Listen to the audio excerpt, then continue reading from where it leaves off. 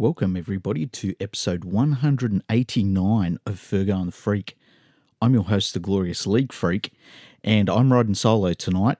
It's been a really big week on the podcast. We're actually currently having the most listeners we've ever had in a week, and we've still got 24 hours to go because of how the timing of the podcast goes.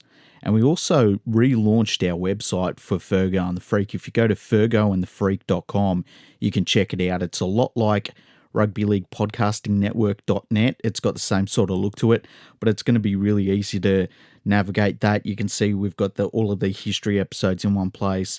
We've got all of the guests we've had in one place. All the guests have their own tags and stuff like that. So there's been a little bit of work done there. Check it out. I'm sure you'll like it.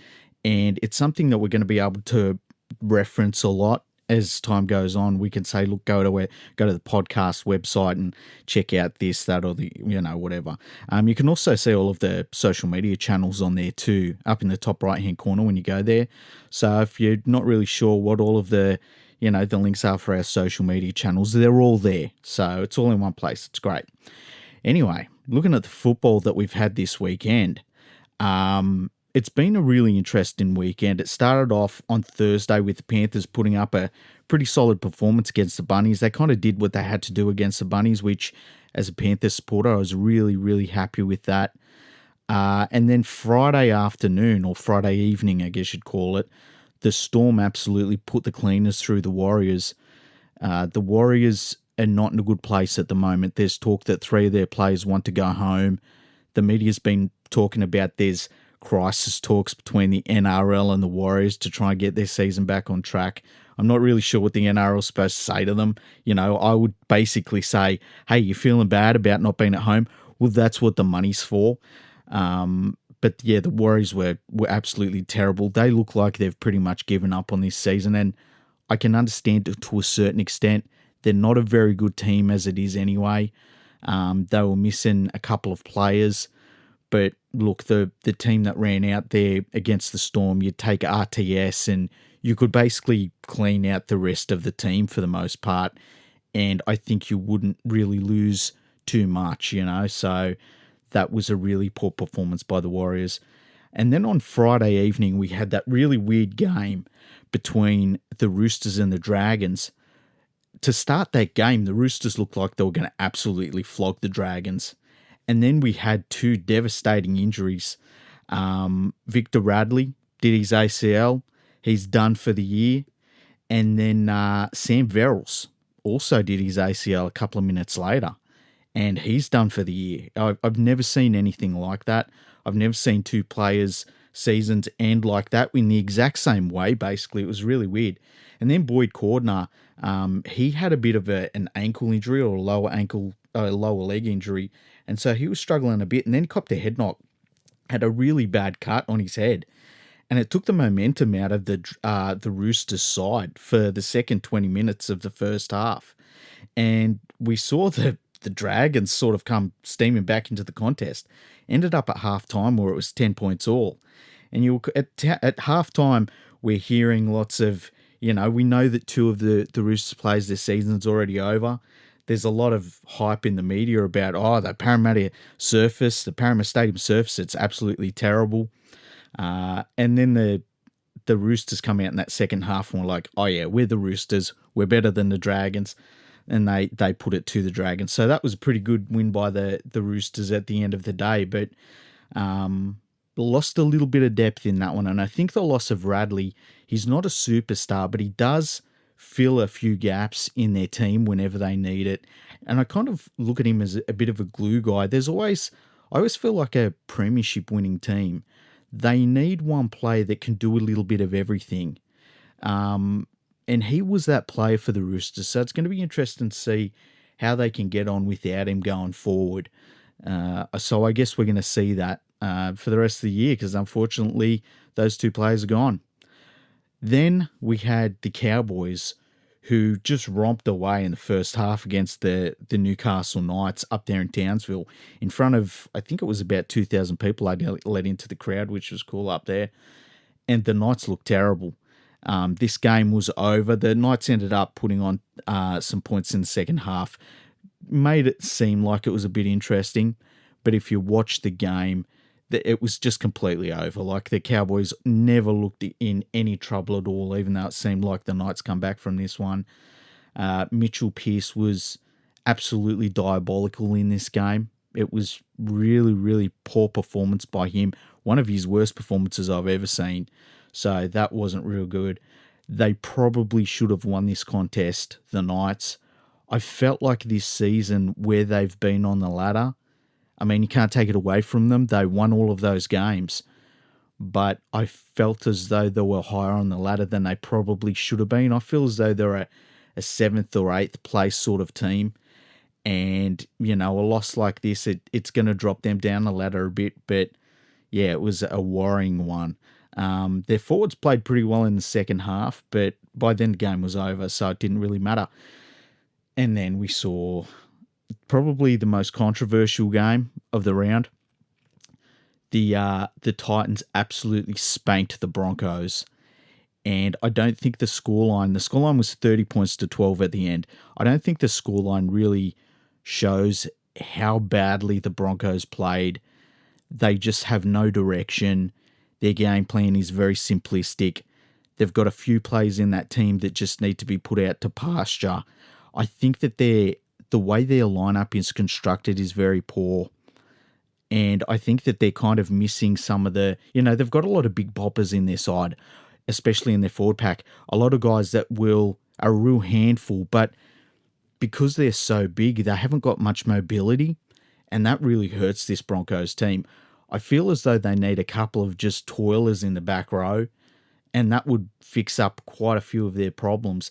They are a young team, but at some point, they are also a talented team as well. They're young and talented. They're also an older team than the Penrith Panthers, and we look at where the Panthers are right now, so they're going all right. Seabold, after this game, looked dejected, and he started talking about how long his contract is there for, which is always a really bad sign. It almost was like he was saying to the board, look, if you want rid of me, you're going to have to pay me out because I'm not walking away. I said that if he goes, I think that the CEO, Paul White, should also go, because I was shocked that he was given that contract by the Broncos when you consider that he was still a bit of an unproven coach when they signed him. And between that and the Darius Boyd contract and some of the other moves that have happened over at the Broncos in their recent years, I just think that Paul White has to fall on his sword. Some of these decisions that they've made are really bad. The Darius Boyd contract is devastating. And if they've got to pay out Seabold, it's going to be terrible for the club's bottom line.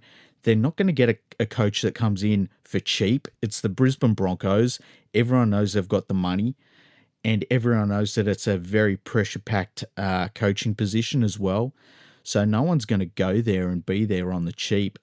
It's a lot of money. It's a lot of money. And I think Paul White is really going to have to, be one of the people that leaves the club because it's just not good enough.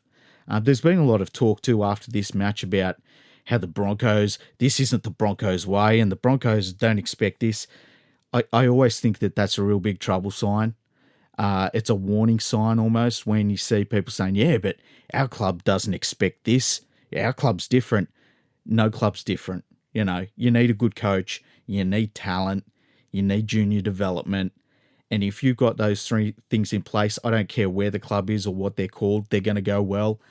And the Broncos, the junior development's not too bad, but the coaching is terrible there at the moment, unfortunately. So it'll be interesting to see if he makes it to the end of the year. I'd be shocked if he did. And, if I was Jeff, I would just get Jeff Tuvey in. That's what I would do.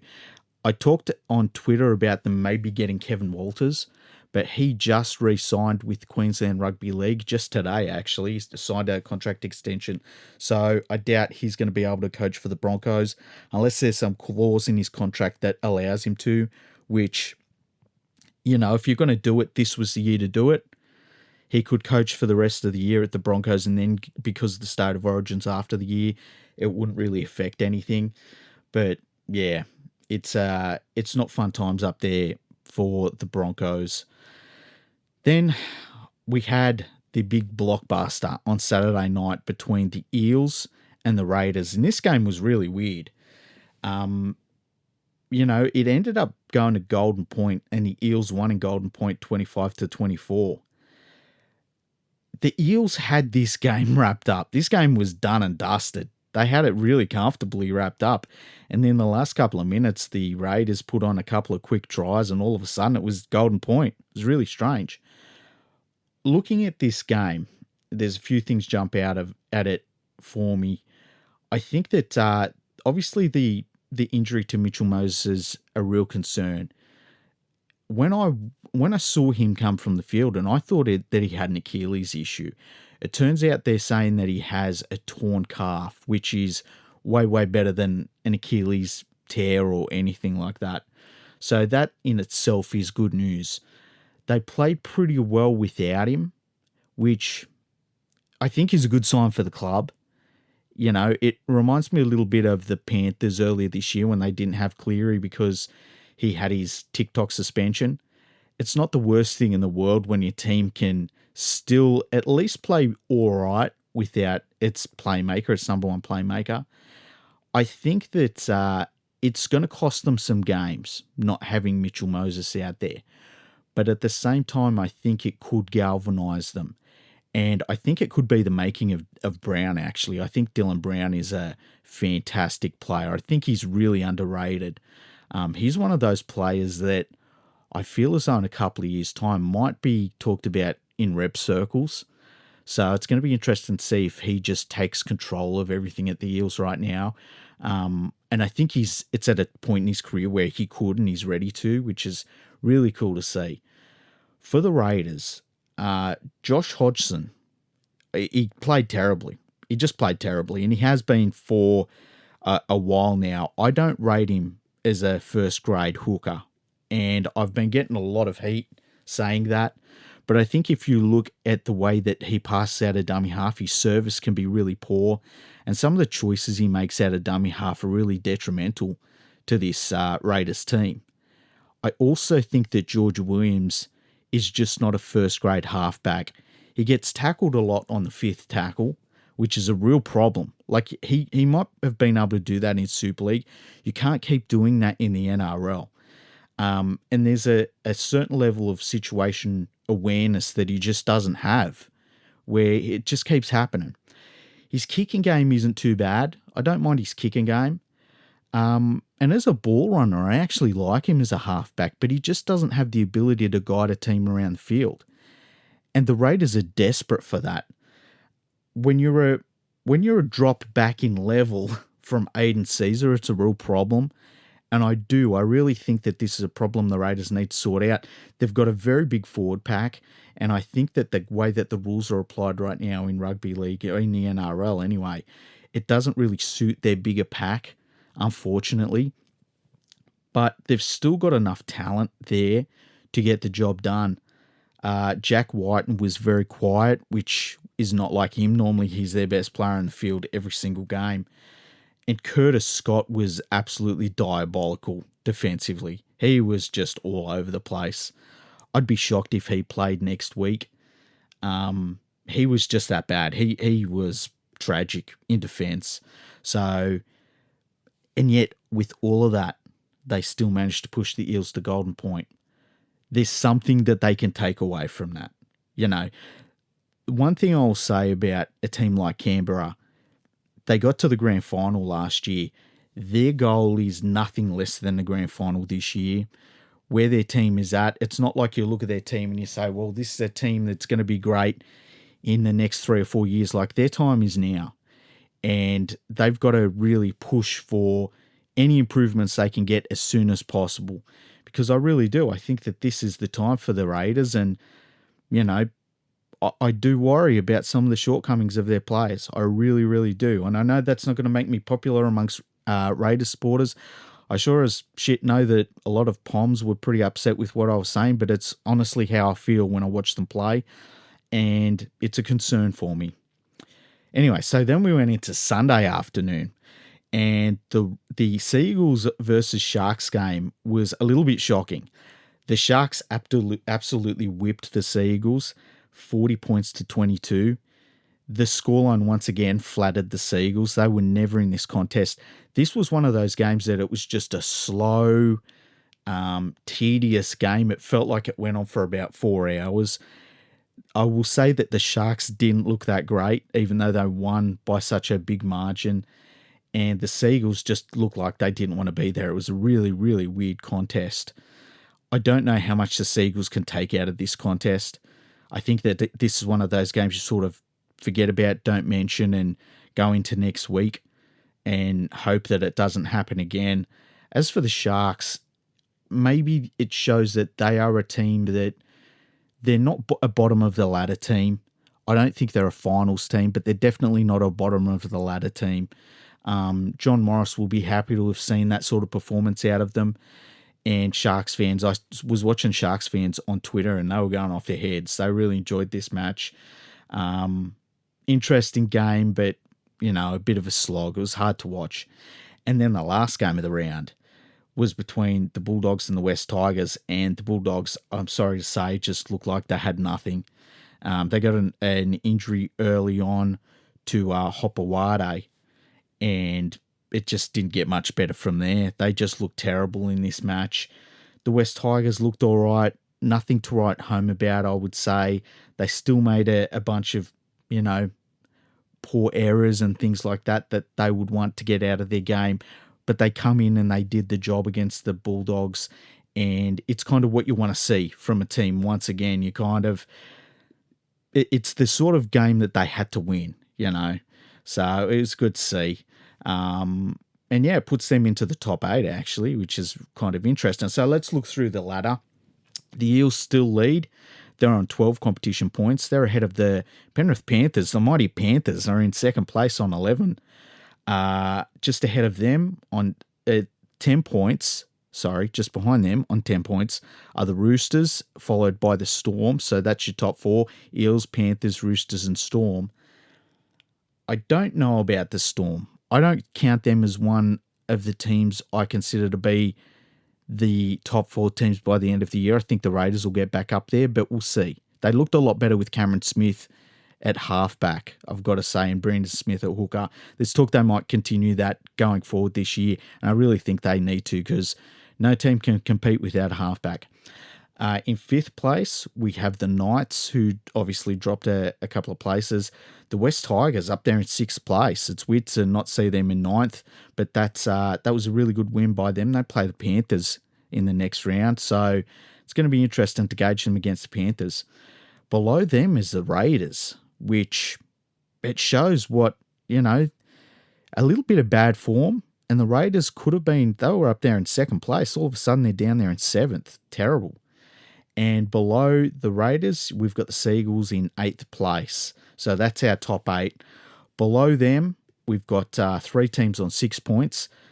The Bunnies, who I kind of feel like that's about where they're going to be at the end of the year. The Cowboys, who they got that big win on the weekend, but they've got a lot of problems with their team, I think. The Sharks in 11th place, who are about where I expect them to be. In 12th place on 4 competition points, we've got the Dragons. 13th place, the Titans. They'll be happy to get up off the bottom of the ladder. 14th place on 4 competition points, we've got the Warriors.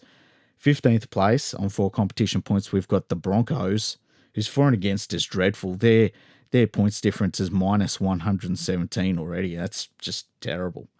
And at the bottom of the ladder, we have the Canterbury Bulldogs on just 2 competition points. So, yeah, interesting round of footy.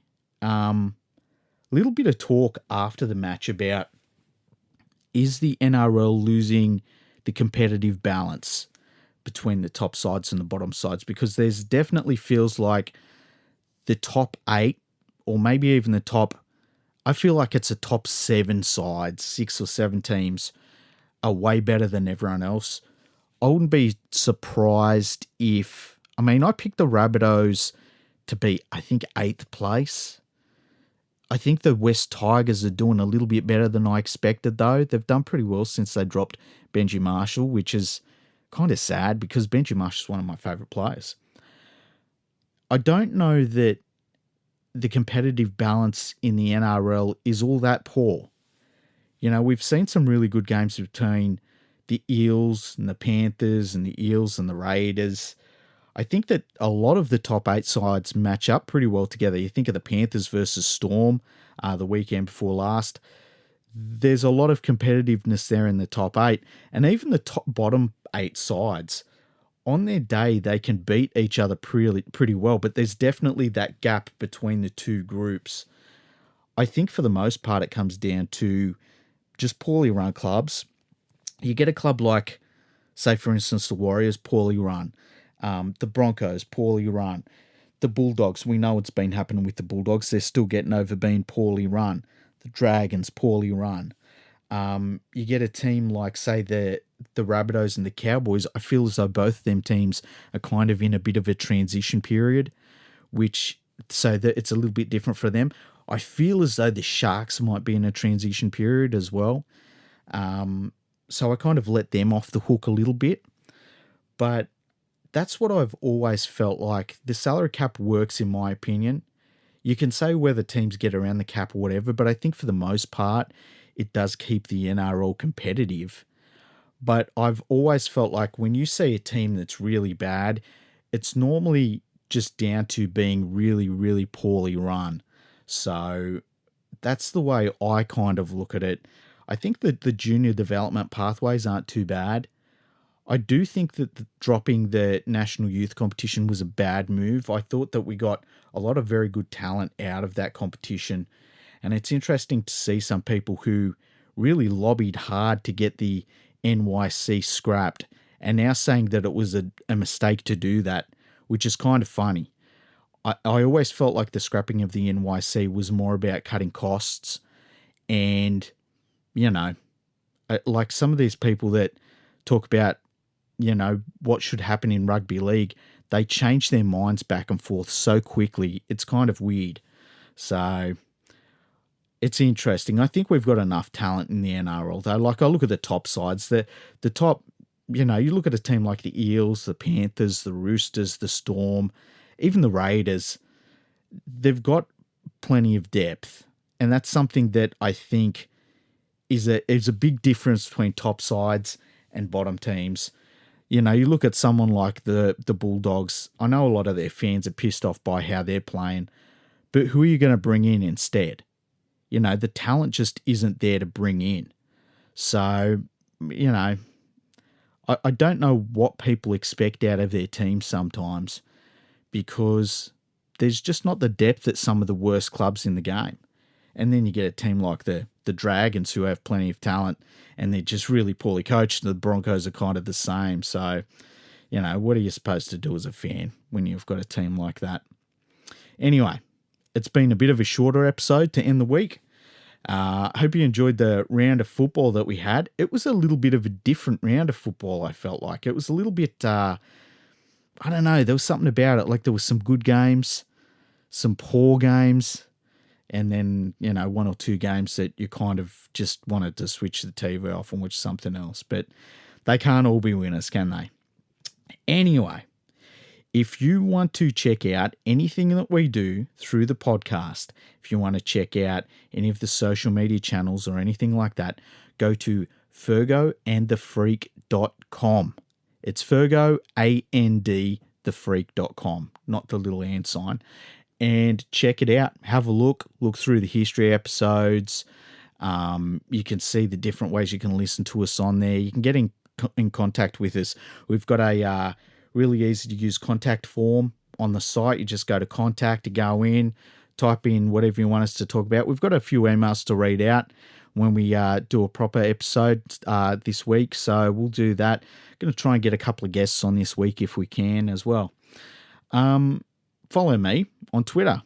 Just go to League Freak, no space, on Twitter. Go and follow Andrew as well. It's Andrew RLP on Twitter. Go to his Patreon page It's all about the digitization of rugby league history. It's very important. So go to patreon.com/RL Project. You can donate whatever you want to him month by month. It's a great cause. He puts up lots of like custom articles and things like that for his Patreon subscribers. So that's fantastic. Go to my Patreon. My one is patreon.com/League Freak. No space. I am going to try and get some stuff sorted out for everybody that signed up to my Patreon page. A little bit of merch depending on what level you subscribe at. It starts at $3 a month, then $5 a month, then $10 a month is my highest tier. So I haven't even set the highest tier that high. So, and all of the funding for that goes into the websites that are on, which is leaguefreak.com, Rugby League Podcasting Network.com, fergunfreak.com, and NRLBreakingNews.com. It also pays a little bit for, both of our patrons pay a little bit for the podcast hosting service that we're with. And then we kind of, anything else just goes towards podcasting equipment and, websites and stuff that I'm buying. So yeah, anyway, we hope you have a good week this week. We will be back to regular scheduling very, very soon. I won't be flying solo. I'll be, having my buddy back, my rugby league historian. I'm missing Andrew. Where are you, pal? And, yeah, see you soon.